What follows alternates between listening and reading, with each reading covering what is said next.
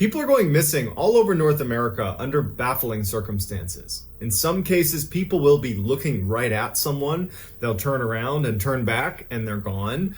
Or you'll have instances where people will go missing and then turn up again in places that are basically impossible to get to. One man named David Paulides, who's a former police detective, when he learned about some of these strange cases and saw that no one was looking into it, he began to do the research and he spent tens of thousands of hours researching thousands of these cases, and they're so bizarre. As I read through them, I'm taking note of the really strange cases and highlighting those on my YouTube channel.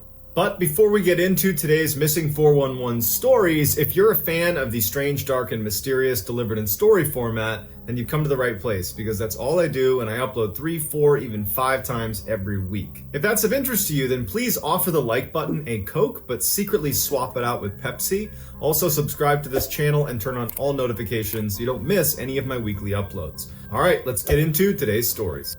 In 1969, Robert Winters was a 78-year-old retired logger living in Oregon. He was a family man, he loved the outdoors, and he really loved going hunting with his 3 sons. In early October 1969, Robert and his 3 sons headed off for their annual hunting trip that they would do at Sparks Lake. Now, Sparks Lake is an area that they had been hunting for 20 years. They know this area inside and out.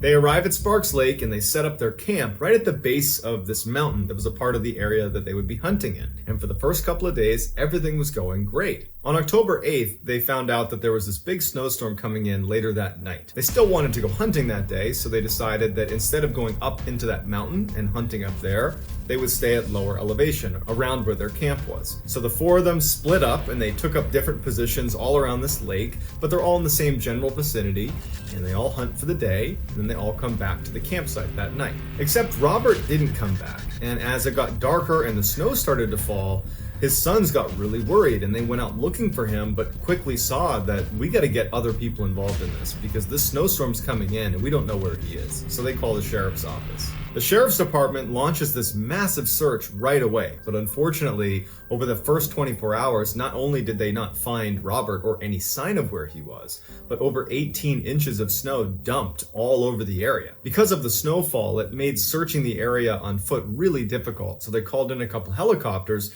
to scour the area from the air. And it was at this time that one of the helicopters picked up tracks at 7,100 feet right near the lake. And the tracks were actually discounted, and people said that can't be Robert's, because that would mean he would have had to go up almost 2,000 feet in elevation when he and his sons had all agreed we're not going to go higher because of the snow. And Robert was an accomplished outdoorsman that would know in an emergency survival situation, especially in a cold environment, you don't go uphill.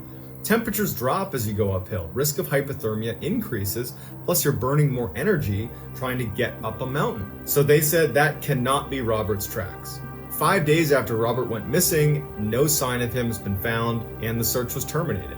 9 months later, a doctor was on vacation in the same area near Sparks Lake, and he discovered next to a tree up around that area where those tracks had been found by the helicopter at 7,100 feet, he found lying against a tree a rifle, some clothes, a boot, a glove, and a pair of glasses. The doctor informed the sheriff's department, who came out and confirmed that these all belonged to Robert Winters, but oddly enough, there was no blood anywhere on the clothes. And there were no bone fragments or any remains anywhere in the area because they brought searchers out and combed that whole area. So there was no indication that Robert had actually even died. Even stranger was, it looked like the clothes had been removed on purpose. Everything was stacked neatly next to this tree. The only other new piece of evidence that we would ever find about him is a year later, his dentures were found in that area. So again, there's no remains of Robert, just his various belongings that were found in that area.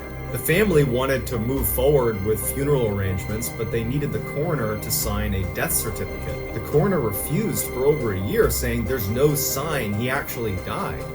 But eventually the coroner said it's also impossible for him to be alive at this point, so they were able to get a death certificate even though there was nothing ever found of him. It seems very unlikely that Robert, who was a skilled outdoorsman who had hunted this particular area for 20 years, and had agreed with his sons that it was a bad idea to go up in elevation because of the storm, defied all of that and went almost 2,000 feet up in elevation, removed his clothes neatly and put them on the ground next to a tree, and then vanished without a trace. But then how do we reconcile those tracks that were seen from the helicopter up near where all of his belongings were found? Unless those tracks weren't Robert's. On February 19th, 1999, Dr. Catherine Wong, who was a pediatrician in San Jose, California, she was 47 years old. She and her husband, John, along with two relatives and two of their three kids, drove 4 hours northeast from their home in Milpitas, California, to Bear Valley Ski Resort. The family loved to go skiing any chance they could, so Dr. Wong was actually a fairly skilled skier. This would be their first time at Bear Valley Ski Resort, which is a resort located about 30 miles south of Lake Tahoe. The Wongs arrive, they start skiing, it's this beautiful day. At about 11:30 in the morning, everybody stops and goes into the lodge for lunch. After lunch, their kids and the other relatives decide to stay in the lodge for a little bit longer, so Dr. Wong and her husband John decide to go skiing on their own. And at some point, Dr. Wong and John decide to go down separate trails. John goes down his trail, and Dr. Wong will go down her trail, which was not a difficult trail. It's one she'd been on earlier in the day, and she doesn't show up at the bottom. John's down at the bottom, he's waiting for her. After a little bit of time, he starts to think, okay, maybe she got hurt, maybe she fell down, I'm not sure. He starts making his way over, looking up the trail. He can't see anything. There's no indication that someone's been hurt. And he starts looking for another 20, 30 minutes. Can't find her. Ski patrol goes up, and they're looking for tracks coming off of the trail, a sign that maybe someone fell off and went into the woods. But there's no tracks anywhere of somebody leaving the trail. So the ski patrol gets in touch with the sheriff's office, who come out and launch an absolutely massive search. But by the end of the day, there was no sign of Dr. Wong, and even more strangely, they had searched all 75 trails on Bear Valley Ski Resort, and there was not one indication that someone had skied off of any of the trails or even walked off any of the trails. The search continued for another 2 days, no sign of Dr. Wong. They began reviewing all of the security footage, and any instance where she was on camera, there seemed to be nothing wrong. At the end of that second day, the weather got much worse, temperatures dropped, and this huge snowstorm rolled in, and the folks in charge of the search decided it was too dangerous to continue. Plus, at this point, they believed that it was impossible for Dr. Wong to even still be alive. At this point, they told the family that they are considering Dr. Wong deceased, and they terminated the search. It was around this time that newspapers and people in the area began to speculate that this was not an accident, that either Dr. Wong willingly decided to vanish, or foul play was involved. There was no proof of either one, but it just seemed so bizarre that there was this massive search and there was just no sign of her anywhere, no tracks, no anything. It just felt like something's amiss here, we just don't know what it is. Her husband John ended up taking a lie detector test, which he passed, and investigators began digging into their marriage a bit to see if there was some underlying problems, and it looked for all the world like it was 20 years of a very stable, healthy, happy relationship. There was no sign that Dr. Wong would be looking to, escape her life and run off with someone else. 4 months after she went missing, her remains and ski equipment were found about a half-mile south of the ski resort in this deep ravine, heavily forested, well off any marked trail. Bone fragments and remains were scattered over a quarter-mile trail along this ravine. This area had not been previously searched because when they initially launched the search for her, this area was so steep and so difficult to get to, plus there was 8-foot snowdrifts from the ski resort all the way to that area, that they decided it would have been impossible for her to get there. So how did she end up in this impossible area, and why weren't there any tracks leaving the mountain? Some say the scarcity and dispersal of her bones over that quarter-mile track indicates that after she had been deceased, animals had kind of ravaged her remains. Others say that an animal is responsible for this attack, and that's why her remains are scattered over a quarter-mile track in this impossible area. But what kind of an animal is able to sneak up and grab a person off of a very populated ski resort and drag them this half-mile away without leaving any tracks or raising any suspicion? In 1991, Corey Fay was a 17-year-old high school student in Beaverton, Oregon. On November 23, 1991, Corey and two of his friends decided to go elk hunting. Corey was not an avid hunter, but he went hunting enough that he was competent, and he had taken survival training and was always very well equipped anytime he went out on a hunt. So the three of them load up in a truck, they make their way out to this hunting site, and when they get there, they decide to split up and meet back up at the truck at 6:30 that night. That night at 6:30, the other two hunters came back to the truck, but not Corey. He was nowhere to be found. The other two hunters briefly went out looking for Corey, and they couldn't find him, so they called the sheriff's department, who comes out and they launch this absolutely epic search. They had helicopters, they had horse teams, they had 250 ground searchers. They had 7 of the world's best scent-sniffing dogs in the whole world are a part of this search. In over 10 days, that group covered 12 square miles where Corey would have been. Towards the end of this 10-day period, when this all-star search team has come up with nothing,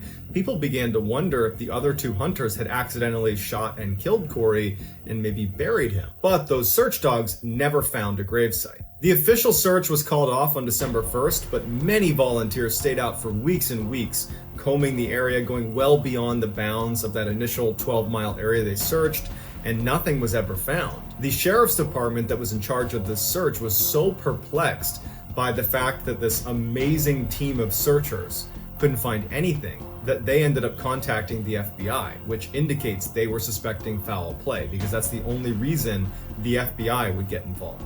But almost nothing happened in Corey's case for nearly a year. In September of 1992, two hunters were hunting about 10 miles away from where Corey had gone missing, and they discover a rifle, a backpack, and a jacket. They don't know whose it is, so they turn it over to the sheriff's department. The sheriff's department comes out, and they're able to confirm that they all belonged to Corey Fay. A new search was ordered right around that area where his belongings were found, and all these searchers came out and did a grid search, and all they could find were a couple of bone fragments and his tooth. No large bones, no rib cage, no skull, nothing. And interestingly, they also never found his pants or his boots. But now that they had some of his remains, the sheriff's department was looking at where they were found and looking at the time of the year when he had gone missing, and they realized that to go from where he went missing to 10 miles away, 3,000 feet up in elevation to where some of his remains were found, he would have been in waist-deep snow for over 5 miles. People were skeptical about him making this trek because it didn't make sense, but his family in particular really didn't believe it.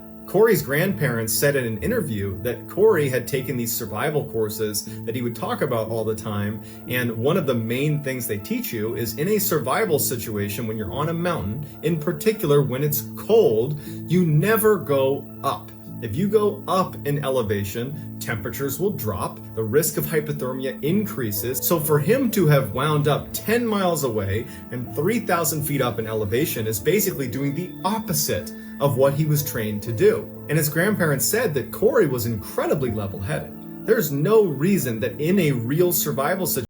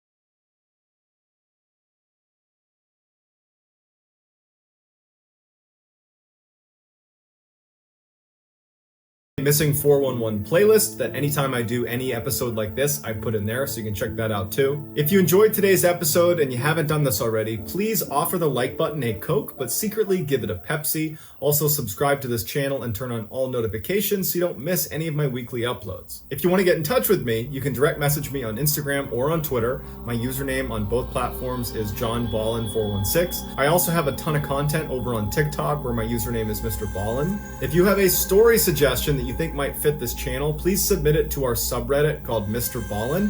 I am on there every day, and if I intentionally use your suggestion, I will absolutely credit you. So whether I see you on Twitter, Instagram, TikTok, YouTube, Reddit, or some combination, I'm just incredibly thankful for your support, and that's gonna do it, guys. Until next time, see ya.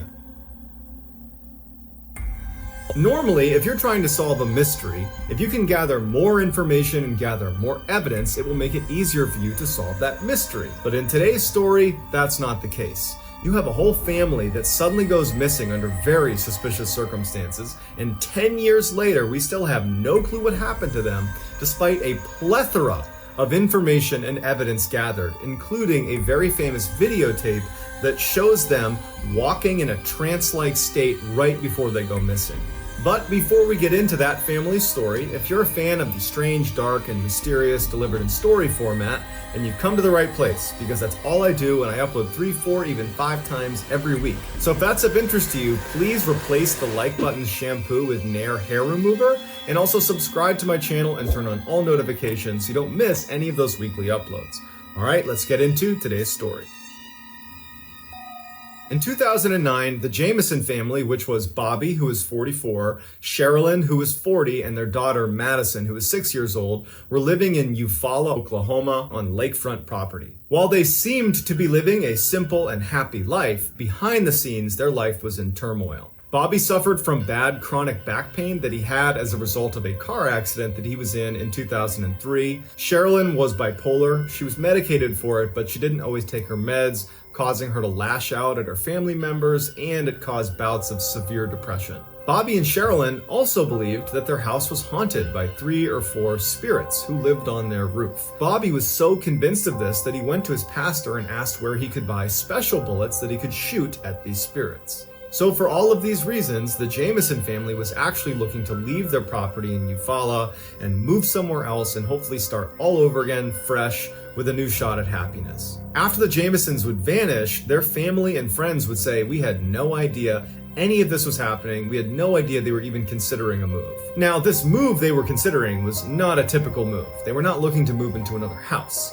They were looking to move onto a piece of property where they could place their storage container and live in the storage container until at some point they were going to build a house on a mountain and then move into the house. And they had actually already found a plot of land about 30 miles away from where they were currently living in a town called Red Oak. Now, the storage container itself that they planned on living in was actually sitting on their property in Eufaula, and it drew a lot of attention from the neighbors because Sherilyn would graffiti on it, "The neighbors have poisoned our cats. Witches don't like it when you kill their cats," because it turns out Sherilyn believed that she was a witch. So unsurprisingly, the neighbors avoided the Jameson family at all cost. Several weeks before the Jameson family went missing, they actually brought in a male boarder, so a guy that was going to live with them and help with manual labor in exchange for room and board. The boarder was a white supremacist that immediately took exception to Sherilyn, who was part Native American. And so anytime Bobby was out of the house, the white supremacist boarder would get into a fight with Sherilyn. And one day it came to a head and Sherilyn drew a gun on the boarder and said to leave the property or she was going to shoot him.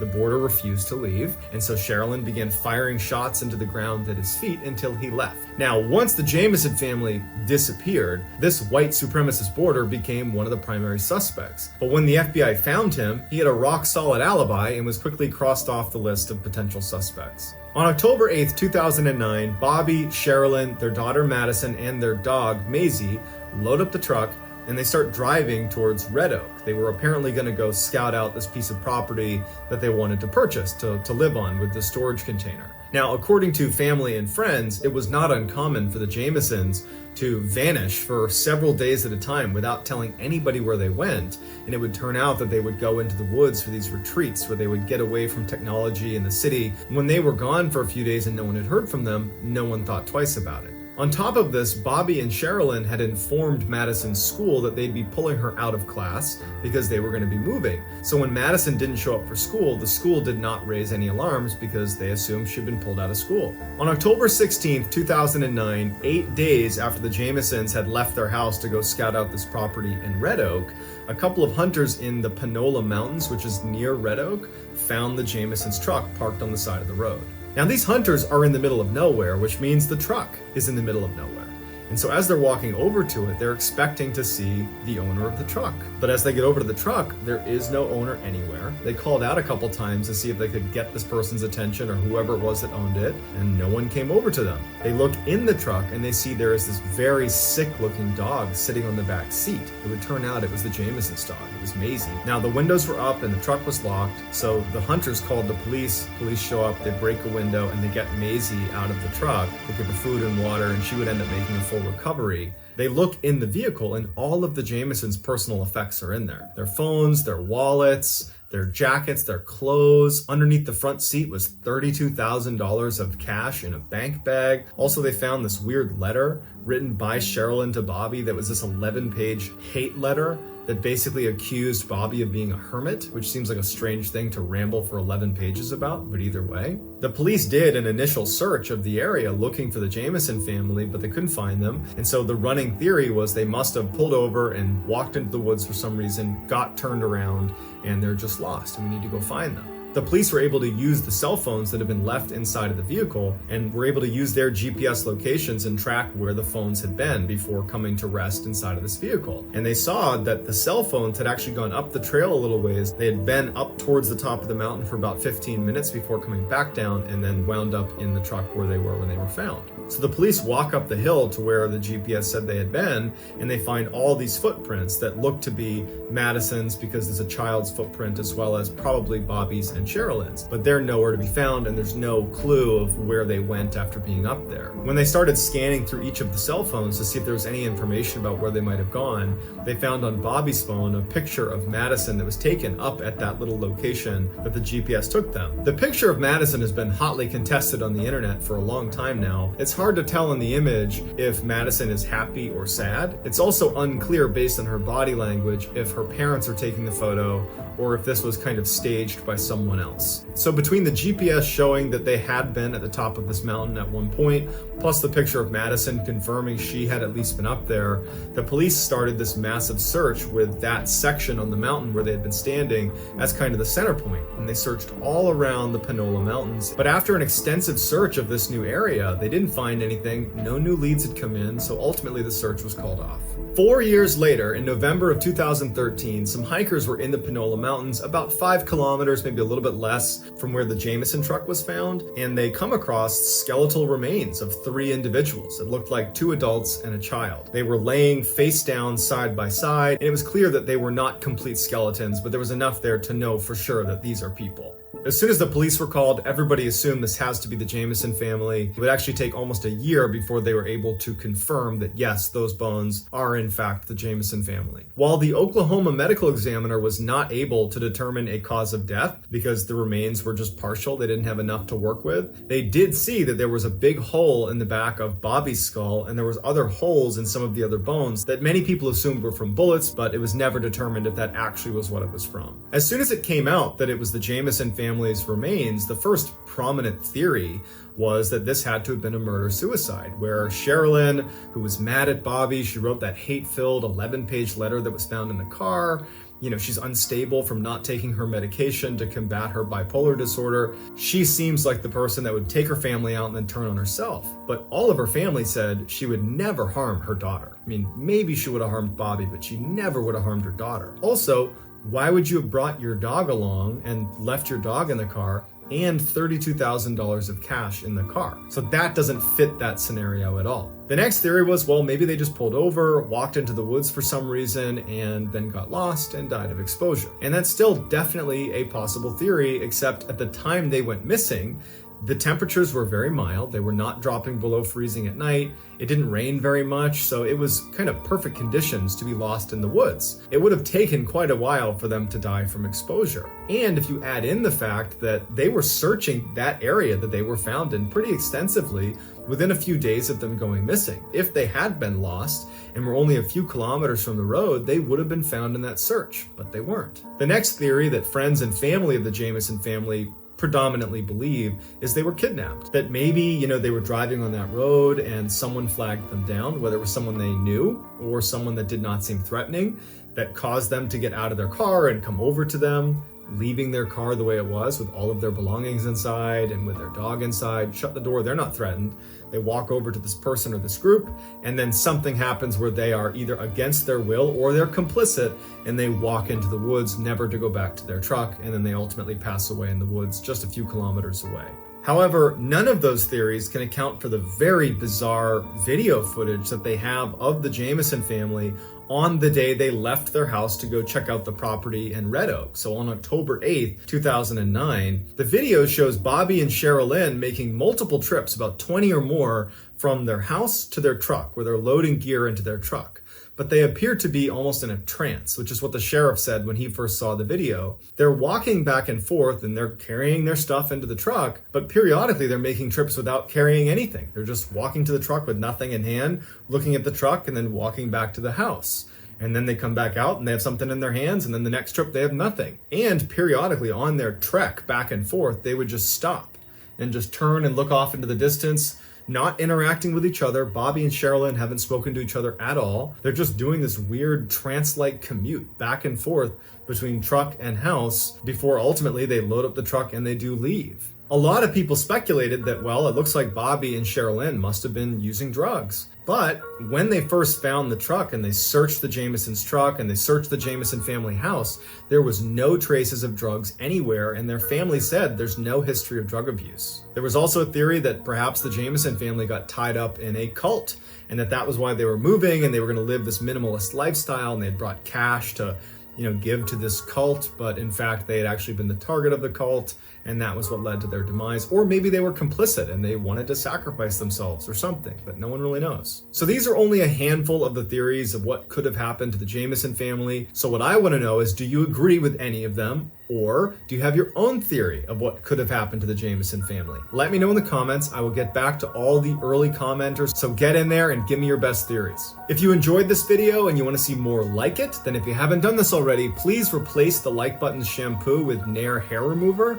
Also, please subscribe to my channel and turn on all notifications so you don't miss any of my weekly uploads. If you want to get in touch with me, you can direct message me on Instagram or on Twitter. My username on both those platforms is JohnBallen416. I also have a ton of content on TikTok where my username is MrBallen. And if you have a story suggestion, whether it's your own or if it's just a suggestion, please submit it to our subreddit that's just called MrBallen. It's linked in the description below. So whether I see you on Instagram, Twitter, TikTok, Reddit, YouTube, some combination, just know that I really appreciate your support. And until next time, guys, that's going to do it. See ya. And then wound up dead in a river, you might suspect that he got drunk and fell in. Accidental drowning. But what if I told you that there were dozens and dozens of these college-age males that are going out drinking with their buddies and then being found dead in rivers, and they're all being labeled accidental drownings, except many of them are found with little to no water in their lungs, and forensics tell us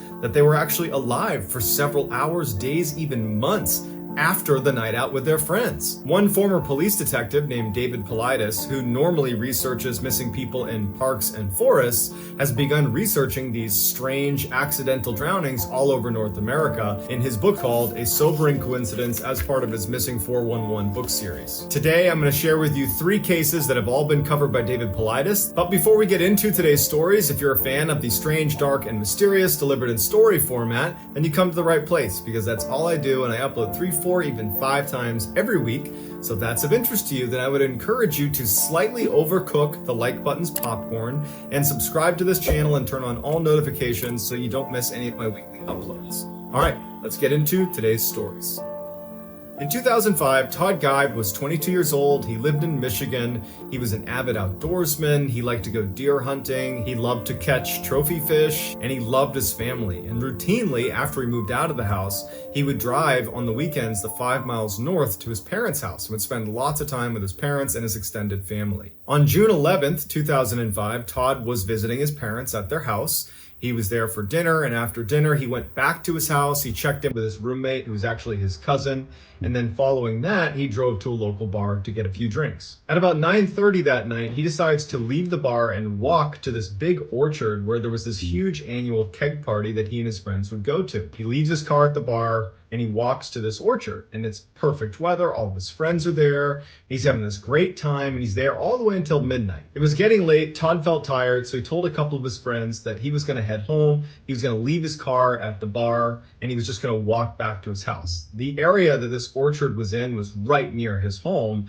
and so he knew this area extremely well, and it was only about a mile south to walk to his house. So all of his friends said bye to him. They said he seemed totally normal. They watched him walk south towards his house, and that was the last anybody saw of him. On his walk home, Todd would make 4 phone calls to friends and to family. And the last one he made was at about 12:45 in the morning, and it was to his friends, and he told them that he was in a field and he couldn't breathe. And they kept asking him, like, what are you talking about? And all they heard was very heavy breathing on the phone. They couldn't tell if it was his or if someone else had taken the phone and was now breathing into it. Then the phone cuts out, and they try calling him back, and there was no answer. They couldn't get in touch with him. The next day, when Todd did not show up at a family get-together, something he never would have missed unless he told them ahead of time, his family knew something was wrong. Plus, they had those strange phone calls the night before. They checked in with his friends. They said, yeah, we haven't heard from him. They went over to his house. He wasn't there. And so that's when they called the police. A massive search is kicked off involving canines and helicopters, and they're not finding anything. 3 weeks after Todd had gone missing, a couple was walking around this lake that was located north of the orchard where Todd was at that big keg party. And the wife looked out into the water and she said she thought she saw something bobbing. She couldn't tell what it was, but it was just this weird object that stood out to her. And she and her partner walked down to the edge of the lake and they looked out. And at first she thought it was a person who was swimming, just kind of bobbing up and down because their body position was such that their shoulders and head were totally out of the water. And so it was a strange sight and they knew that it didn't seem right. So they called the police. Police show up and it turns out that this person was Todd Geib and they were deceased. When searchers found out that it was Todd Geib in the lake, their reaction was, no way. We have witnesses saying he was walking south after he left the keg party. Why is he in a lake way to the north of the keg party? It's in the complete opposite direction. Also, investigators were baffled at his body position because if he was a drowning victim, you would expect him to be face down in the water, as most drowning victims are. But for him to be upright, shoulders out of the water, it doesn't make any sense unless there's ice in the water to kind of prop him up. And there wasn't any ice in the water. His toxicology report showed that in addition to alcohol in his system, he had a very high dose of an antidepressant, something that he wasn't prescribed, and he didn't have any history of mental illness and had never been prescribed any antidepressant in his life. His body was pristine. It did not have any of the hallmarks, the bloating you would expect from being in water for 21 days. In fact, it was concluded that it was impossible for his body to have been in the water for all 21 days that he had been missing. His autopsy showed that he had almost no water in his lungs, even though his death was classified as an accidental drowning. When the news broke that this was an accidental drowning, the family and friends pushed for a closer examination of this case because it wasn't adding up. And so a noted pathologist looked at all of the evidence and determined that at most, Todd had been in the water for maybe 3 days, and he had almost certainly been deceased when he was placed in the water, which is why there wasn't any water in his lungs, and it's potentially why he was in that position that he was in, that upright position. So, as you'll see in all of these cases, why are we calling it an accidental drowning still? And where was Todd from the day he went missing for those 15 to 17 days before he was placed in the water? And what did he mean when he was on the phone the night he went missing and said he was in a field and couldn't breathe? And what was all that breathing in the background? Lots of questions on this one. On January 25th, 2017, 23-year-old Dakota James was out bar hopping in Pittsburgh, Pennsylvania with some buddies. At some point, he was tired, and so he decided to walk home. A CCTV camera has a clear shot of Dakota James after he left the bar, walking through a plaza. He's on his phone. No one seems to be following him. He seems like he's okay. He's not stumbling as he makes his way home. The next day, when he didn't show up for work, that was so out of character for him that his work immediately called the police, notified his parents, and this massive search is launched. But unfortunately, nothing turns up. 40 days after he had gone missing, his body was found in the Ohio River 10 miles away from where he had been missing. And the general theory became, when he was walking home after that CCTV camera picked him up, he must have stopped by the water to relieve himself, fell in. The water was so cold at the time that he would have gone into shock and then basically been doomed. And then he drifted 10 miles to this location. But there's a couple big issues with that. Number one, in order to get from where he went missing to where he wound up, he would have had to go through this dam. And the dam is this very violent section of water where if a body were to go through there, it would get ripped to pieces. But when they found his body, it was clear he had not gone through a dam. In fact, his body was pristine. It looked like he hadn't been in the water for very long at all, despite 40 days elapsing since he had gone missing. When his toxicology report came back, he had alcohol in his system as well as a high level of GHB, which is a very powerful sedative. And like you'll see in many of these cases, he had no water in his lungs, but this was ruled an accidental drowning. The family was unwilling to accept that as a cause of death, so they went out and hired a world-renowned forensic pathologist named Dr. Wecht to come in and analyze all of the evidence, look at the autopsy report, and try to see if there's anything that was missed. And what Dr. Wecht finds is on Dakota's neck, there were ligature marks, as if rope or some sort of twine had been wrapped around his neck, which was later disputed by the other medical examiner who said that was dried blood, but Dr. Wecht swears there was ligature marks on his neck. Dr. Wecht also concluded that there was absolutely no way, based on decomposition levels, that Dakota was in the water for more than a couple of days. And he believed that he was dead or unconscious when he actually went into the water, which is why there was no water in his lungs. So it begs the question, if we believe Dr. Wecht, where was Dakota from the day he went missing until 37 days later when he apparently went into the water? And again, why are we calling this an accidental drowning when he didn't drown? Lucas Holman was an incredible athlete, 6'3", incredible at baseball, football, and basketball, which was his primary love. In fact, he was so good in high school that he was recruited to play at a Division I program, the University of Wisconsin. And in fact, he got a scholarship to play there. So he went to the University of Wisconsin. When he wasn't getting much playing time there, he opted to transfer early on in his career to lacrosse, which was a Division III school, but he figured he could get more playing time that way. It was at this time that he realized, you know what, I'm probably not going to play basketball professionally. And so he began orchestrating his life towards a career in finance, and in fact was telling his family that once he graduated school, he was actually going to get a master's degree in business at the University of Wisconsin. On September 29th, Lucas and his friends are at this huge German festival, drinking a ton of beer, having a great time.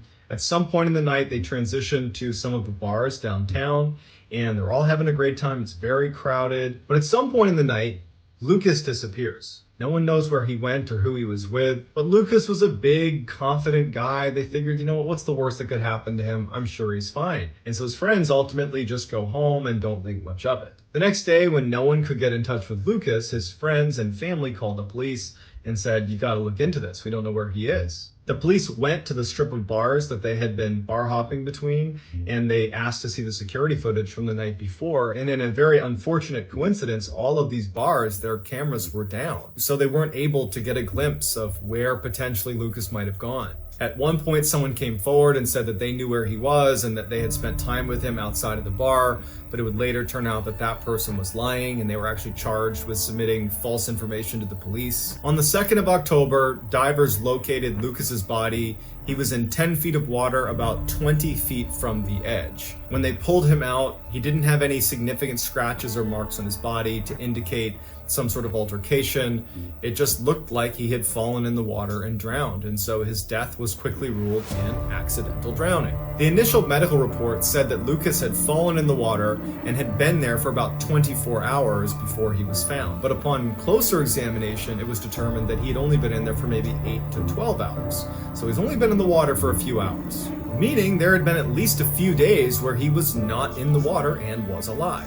In the toxicology report, it showed that he had a high level of alcohol in his system, as well as, like Dakota James, a high level of this sedative called GHB. Also, it was noted that his belt buckle had been tightened way tighter than he normally wore it, and some people speculated that it looked as if someone else had tried to dress him, maybe after he was deceased or when he was unconscious. And then perhaps the strangest part of the case is the day after Lucas had gone missing, his roommate, who had been in the room the whole time that Lucas and his friends had been out at Oktoberfest and going to the bars, he'd been home the whole time, he goes to bed and wakes up to an alarm. But it's not his alarm, it's Lucas's alarm. It's his phone going off that's underneath Lucas's bed. Lucas definitely had his phone while he was out, but somehow his phone got under his bed, but Lucas was not there and had never been there in the night unless he managed to sneak into the room without waking up his roommate and place his phone under the bed and then leave again. It didn't make any sense. Police would never subpoena the phone's records to find out where it went that night, so we're left wondering how in the heck it got under his bed if he was never in there. And like all the other accidental drowning cases that we're looking at, where was Lucas from the time he went missing on the 29th of September and then wound up in the water at some point on the 2nd of October? He was alive for those few days and he wasn't in the water. So where was he? Some people say that these accidental drownings and all the others that are going on, these suspicious accidental drownings, are actually the result of a group of serial killers known as the smiley-faced killers, who leave smiley faces around the area where bodies are discovered. That's still very much up for debate. Other people say that there could be something paranormal going on, or this really is just a case of some drunk college kids slipping into the water and drowning. But it's up to you to decide what you think is going on. I'd love to hear in the comments what you think, and I'll get back to all the early commenters. So get in there and let me know what you think. If you enjoyed this video and you want to see more like it and you haven't done this already, please slightly overcook the like button's popcorn and subscribe to my channel and turn on all notifications so you don't miss any of my weekly 3, 4, even 5 video uploads. If you want to learn more about these accidental drownings, you got to check out David Paulides' book called A Sobering Coincidence. It's part of his Missing 411 series. I have a link to where you can purchase those books in the description. If you have a story suggestion, I would ask that you submit it to our subreddit, just called MrBallen. It's linked in the description below. I look on there every single day, and if I see a story that I like, I will use it, and I will credit you if I intentionally use your idea. If you want to get in touch with me, you can direct message me on Instagram. My username is JohnBallen416. I also just started using Twitter. My username over there is also JohnBallen416. I'm also very active on TikTok, where my username is MrBallen. So whether I see you on Reddit, Instagram, Twitter, TikTok, YouTube, some combination, just know that I really appreciate your support. And until next time, guys, see ya. What's up, everybody? My name is John Allen. I was a Navy SEAL for a little while, and then I got out and became a scary storyteller on the internet under the name MrBallen. I'm 31. I've been married to my wife, Amanda, for almost 10 years. We met in college, and we have 2 daughters, and we're about to have our son literally next week. So, fingers crossed that goes well. A couple of weeks ago, I put a story out on my Instagram that just asked, hey, if you have any questions for me, I'm going to do a Q&A on my YouTube channel. And I was just floored by the number of questions people had for me. It was incredibly flattering, so thank you. I kind of did the easy button and generalized questions that were being asked more than once and created a list of questions that I'm going to go through on this video today. Before we get started, if you're a fan of the strange, dark, and mysterious delivered in story format, then you've come to the right place, because that's all I do, and I upload 3, 4, even 5 times every week. So if that's of interest to you, please push the like button into the Grand Canyon, and also subscribe to my channel and turn on all post notifications so you don't miss any of my weekly uploads. All right, let's get going.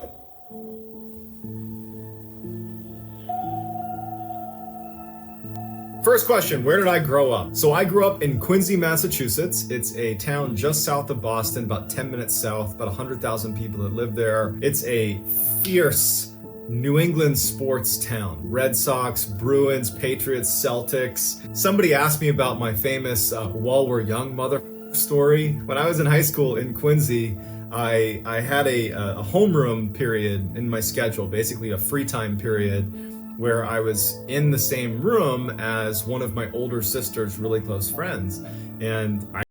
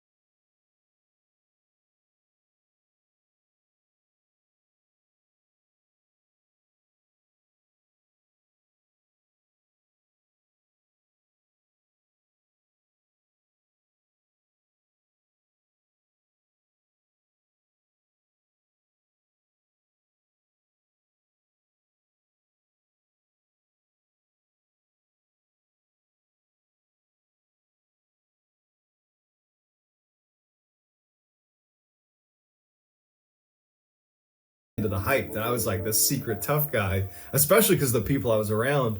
And like all day in the halls, I'm like talking so much crap about Paul, and people would come up to me and be like, hey man, you gotta take it easy on Paul, dude. Like, he's a good guy.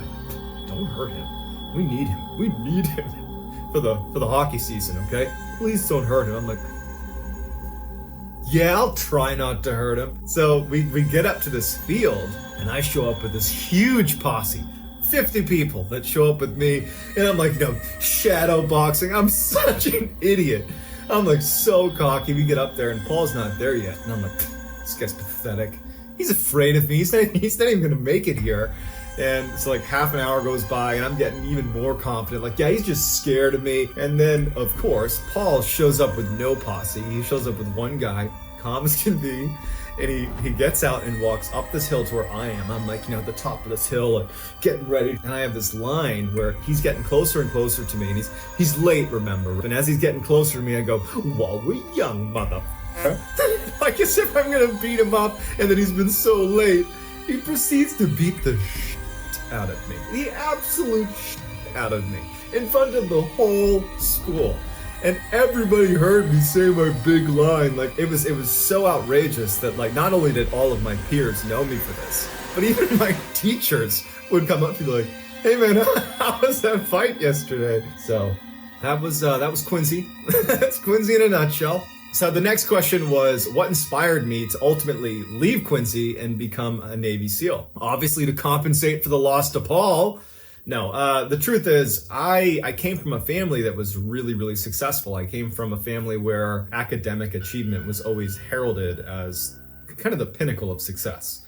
And while I certainly had the aptitude to be a good student, I instead was busy getting my ass kicked by Paul on the day before Thanksgiving. No, I rebelled. I didn't want to be an academic. But my way of rebelling was not to like put my energy into something else and be good at it. It was just to like be a lousy student and call that rebellion. And so by the end of high school, I had kind of so-so grades. I was a good baseball player growing up, but by the time I got to my senior year, it was like, So I kind of squandered baseball because I stopped really trying at all. My grades were pretty bad. And I just realized that, I've kind of done nothing with my life. My mom, who's a professional writer, she ended up getting me into college. She wrote my college essay. And in fact, my grades were so bad, but my essay was so good that the college reached out to me and they were like, hey, you're kind of a non-traditional candidate here because your grades are awful. But your essay was so good, you can come to our school. And so I got accepted into the University of Massachusetts, located in Amherst, Massachusetts. I get to Amherst and I promptly fail out effectively after one semester. I was spending my time not going to class, and that's pretty much it. There was a big riot on campus that I may or may not have been involved in, and there were some images of me, and so I had to withdraw from the school to avoid failing out / getting in trouble for this riot. And I remember I came back home and I'm literally living in my mother's basement, and it really dawned on me now that like I hadn't done much at the end of high school and my mom had hooked it up and got me into college. Now I've blown that too. I remember feeling so pathetic. What have you done here? You are a joke. So I decided that I didn't want to be a failure anymore. I wanted to do something with my life, and I figured the first step is graduating college. And so I ended up getting into another school locally in Boston, so the University of Massachusetts, Boston. It's a different campus. For 3 semesters went there. I worked at a gym in the morning at like 5 a.m., checking people into a gym, and then I would take the train in to Boston, take some classes there, and then I'd come home and stay in my mom's basement. It was a really important time in my life because it was like the first time I was holding myself accountable. I had no sympathy from my mom or my parents. They're like, you screwed it up. You can figure out college, do whatever you gotta do, but you're getting your life together on your own, which was something I needed in my life for sure. It was around this time that I started thinking about the military, because a lot of my friends in high school had joined the Marine Corps and gone overseas to Iraq and to Afghanistan, and I really idolized them. And I always had a real interest in the military, and it was around this time, these formative years, where my mom, of all people, her best friend's 2 brothers were both retiring Navy SEALs. And my mom was like, well, why don't you go talk to them about the military?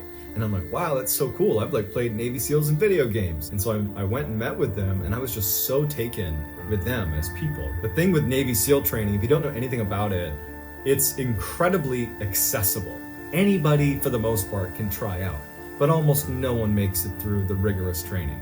I'm generalizing, but that's kind of how it works. So in order to succeed in the training pipeline, which is very long, very difficult, you just got to be able to suck it up and suffer for a really long time. And if you make it through all that, you can become a Navy SEAL. And it's kind of like you're reborn in a way.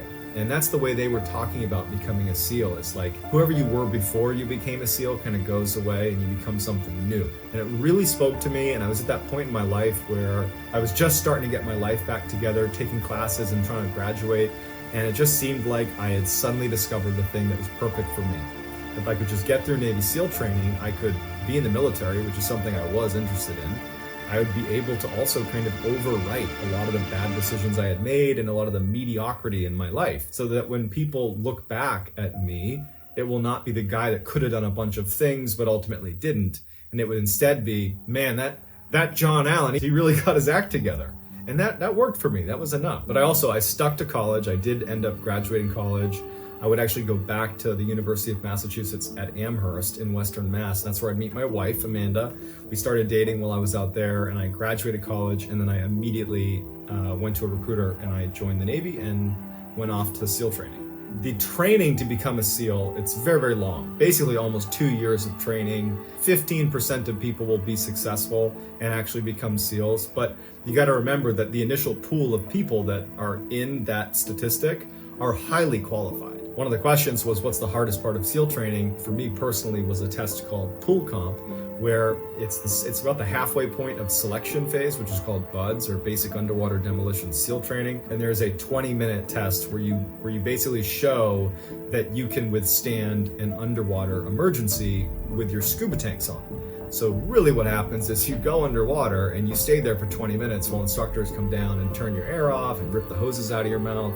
But every time they're like assaulting you, you got to go in the fetal position and like wait for them to stop tying knots in your hoses. You might see your mouthpiece over here, but you got to go through the same procedures. Reach back, you do all these different things to regain your air source. So you end up becoming quite hypoxic, so you're very low on oxygen. And so of the 20-minute test, really you're spending about half of that without air. Really the whole point of the test is, do the procedures, but show you can keep your composure. And I was just horrible at this test. Full panic mode, like no composure. I was like the poster child of what not to do. But I ultimately, on the day that I passed, I kind of went in the pool with this reckless abandon, like, you know what? I'm just gonna go in there and drown. That's my approach. And it made it pretty simple. Like, I just don't care anymore. I'm gonna just go in the pool and do these stupid procedures and probably drown. And believe it or not, that was enough for me. One of the more popular questions was, what was my scariest or most difficult experience as a Navy SEAL? And so I have one that stands out above all others, and it's actually what ultimately led to me leaving the SEAL teams.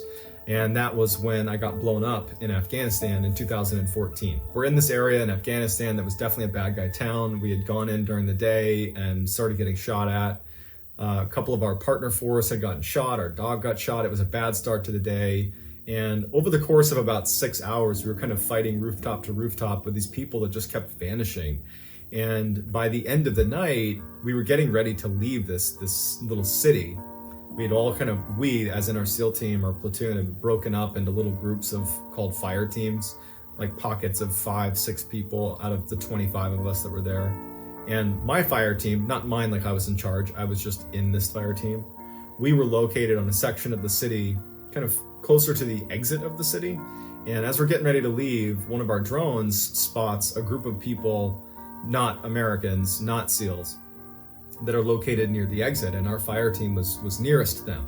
And so we decided, our fire team, we would just go over and scout out who these people were, because we've been getting shot at all day and we don't know where people are anymore, and we're worried that if we don't inspect this group, that they could be planning an attack on us when we try to leave, because we're getting ready to leave here. So we end up walking down this alleyway, and we're going down this like T alleyway. When we get down the stem here and reach the head of the T, if you will, we're expecting to be able to look over this wall and look out across this field and see this group of men that are hiding. But when we got down to the end of the alleyway, they weren't across the field on that wall. They were on this wall, like a foot away from us, on the immediate other side of the wall. and they hadn't heard us sneak up, and they were, enemy combatants, and they had grenades with the pins already pulled out as a defensive mechanism in case they were compromised. And in the craziest few seconds of my life, grenades are coming over the wall, there's shooting happening on both sides. The grenade actually came over and hit my shoulder and landed next to me and detonated. And I remember kind of getting up and looking around, and it's just chaos. We're in this like tight little alleyway and there's just gunfire everywhere. And I was just expecting to either die from bleeding or have one of the bad guys come from around the wall and finish me off. I tried to stand, I couldn't stand. Somebody came over and dragged me around down that T section. I'm down here now. And so he told me to put my tourniquets on. It's a device that helps you stop bleeding. And then he went back down to help other people. I couldn't get my tourniquets off of my kit. I couldn't put them on. I was bleeding to death. And I remember thinking about my wife, and I went deaf and blind. And I remember being like, I'm gonna die in Afghanistan. It was not so much a matter of will I die, so much as I'm currently dying. It's interesting, your body, your brain is acutely aware when something really bad is happening, and it's more matter of fact than anything else. As I'm preparing to die, I remember just wishing that my wife and I had started a family before I deployed, because we actually kind of pushed it off and said, let's get through a deployment, and then, when you come back, we can think about having kids. And so I just was like, man, I wish I had started a family. And then I passed out thinking that would be the end. But my medic was an all-star. He ran over, and while I'm laying there, was able to stop the bleed. My interpreter laid over me and protected me because we're still in the middle of a gunfight. I was worthless. My teammates were able to call in airstrikes and call in medical support, and we were able to hightail our way out of there, and I was saved thanks entirely to my team. The most popular question is, how did I become inspired to go from all that to telling scary stories on the internet? It's been a bit of a journey. I got medically retired in 2017, and I co-founded and was the CEO of a charity called Elite Meet, which is this organization that helps Navy SEALs and other elite special operators get jobs in the private sector. It was built in large part to help me get a job. Ironically, my job became running a service that helps people get jobs. But I did that for a few years. I'm still on the board of Elite Meet. I also co-founded a kind of the opposite of Elite Meet. It's called Operators Association, and it helps aspiring special operators. It's like a mentorship platform for them. It's on Patreon, and we help them become special operators. So kind of hitting on both ends of the spectrum, and I'm still a partner over there. And so while I was building those two companies, I saw a need to really leverage social media to get the word out about your companies and what you're doing.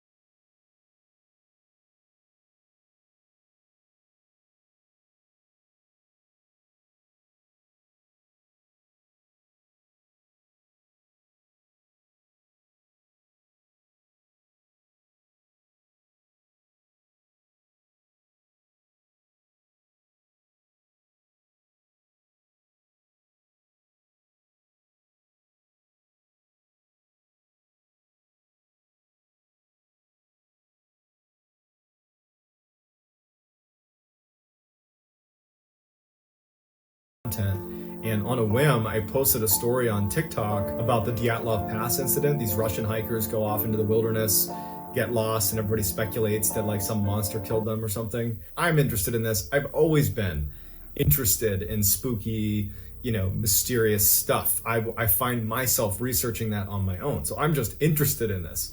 And so like out of left field, I'm doing like Navy SEAL content, Navy SEAL content, Navy SEAL content, Dyatlov Pass, Russian hikers go missing in the mountains in the 1950s. But it went viral on TikTok. So I was like, that's great. I'll do another one. And I started posting some stories, more and more stories about like scary stuff and mysterious unsolved mysteries. And it really took off.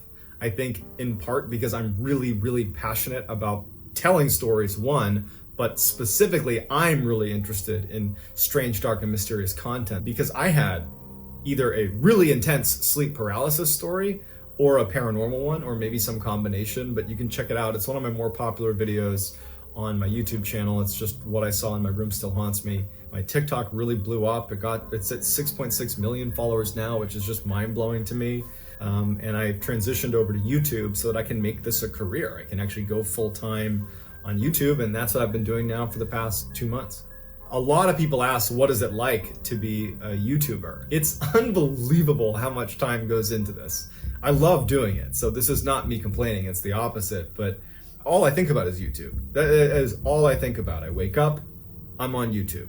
I'm watching YouTube, I'm thinking about YouTube, I'm watching tutorials on how to be a better speaker, how to be a better YouTuber, and then I'm pouring into documents that I've been saving and articles I'm supposed to read, and every day I'm probably spending I don't know, 5 hours of research for that day's video. Even if I already know it, I'll spend 5 hours just researching it and internalizing the story. I spend about an hour to maybe even an hour and a half actually filming it. I do a single take on my iPhone. I film everything on my iPhone. I don't have a script. Now, let me be clear here. I do write a script, but the best way to tell a story, in my opinion, is to be the story, be in the story. And you can't do that if you're reciting a script. And so I like internalize the story. That's why it takes me so many hours to really get ready for a story. I need to really feel like I'm in it. And so the script serves as more like a guide, but I'll look at a script, I'll think about it, and then I'll tell the story. So I would say for any video, it takes about 6 to 7 hours just from, okay, I have the idea, research it, internalize it, shoot it, and then I spend another 2 hours at night doing the rough cut edit, not even the full edit. I kick it to my amazing editor. Shout out to Wes J. Adams. He's my guy. Shout out to you, Wes. He takes the rough cut and he puts in the imagery and he makes it much sexier, and then we upload it the next day.